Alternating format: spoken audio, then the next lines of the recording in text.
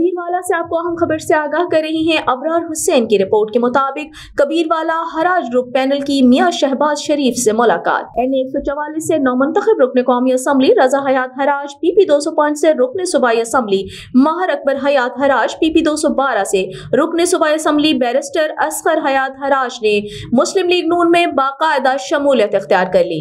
तीनों भाइयों ने मुस्लिम लीग नून के सदर मियां शहबाज शरीफ से लाहौर में मुलाकात की और बाकायदा शमूलियत का ऐलान किया।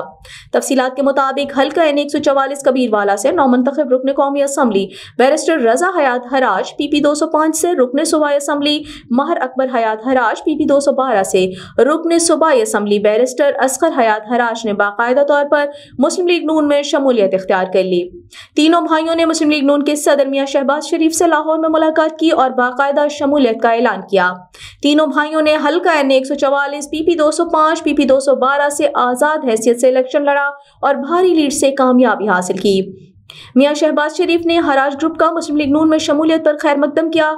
इस मौके पर बैरिस्टर रजा हयात का कहना था कि हराज ग्रुप ने हल्के के वसी तर मफाद और अवाम से मुशावरत के बाद मुस्लिम लीग नून में शमूलियत का फैसला किया है।